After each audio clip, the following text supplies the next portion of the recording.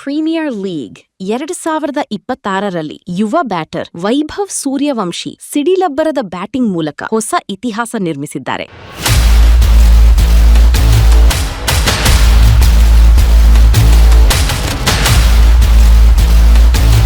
Rajasthan Royals ಪರ ಆಡುತ್ತಿರುವ ಈ ಎಡಗೈ ದಾಂಡಿಗ ಡೆಲ್ಲಿ ಕ್ಯಾಪಿಟಲ್ಸ್ ವಿರುದ್ಧದ ಪಂದ್ಯದಲ್ಲಿ ಕೇವಲ 21 ಎಸೆತಗಳಲ್ಲಿ 46 ರನ್ ಸಿಡಿಸಿ ಅಭಿಮಾನಿಗಳ ಗಮನ ಸೆಳೆದಿದ್ದಾರೆ.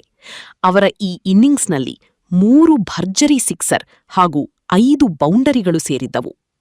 ಈ 3 ಸಿಕ್ಸರ್ಗಳೊಂದಿಗೆ ವೈಭವ್ ಸೂರ್ಯವಂಶಿ ಐಪಿಎಲ್ ಸೀಸನ್1ರಲ್ಲಿ ಅತ್ಯಧಿಕ ಸಿಕ್ಸರ್ ಸಿಡಿಸಿದ ಭಾರತೀಯ ಬ್ಯಾಟರ್ ಎಂಬ ಹೊಸ ದಾಖಲೆಯನ್ನು ತಮ್ಮದಾಗಿಸಿಕೊಂಡಿದ್ದಾರೆ.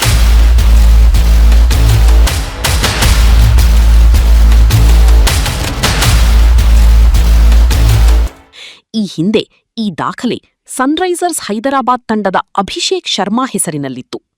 ಅಭಿಷೇಕ್ ಶರ್ಮಾ 2024ರ ಸೀಸನ್ನಲ್ಲಿ 16 ಇನ್ನಿಂಗ್ಸ್ಗಳಲ್ಲಿ 42 ಸಿಕ್ಸರ್ ಬಾರಿಸಿ ದಾಖಲೆ ನಿರ್ಮಿಸಿದ್ದರು.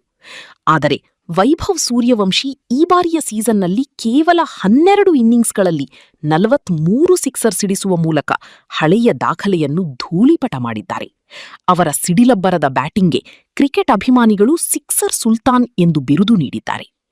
ಇನ್ನು ಐಪಿಎಲ್ ಇತಿಹಾಸದಲ್ಲಿ ಸೀಸನ್1ರಲ್ಲಿ ಅತ್ಯಧಿಕ ಸಿಕ್ಸರ್ ಸಿಡಿಸಿದ ವಿಶ್ವ ದಾಖಲೆ ವೆಸ್ಟ್ ಇಂಡೀಸ್ ದಿಗ್ಗಜ ಕ್ರಿಸ್ ಗೇಲ್ ಹೆಸರಿನಲ್ಲಿ ಉಳಿದಿದೆ.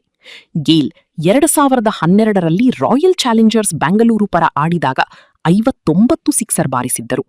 14 ವರ್ಷಗಳಾದರೂ ಆ ದಾಖಲೆ ಇನ್ನೂ ಅಜೇಯವಾಗಿಯೇ ಉಳಿದಿದೆ.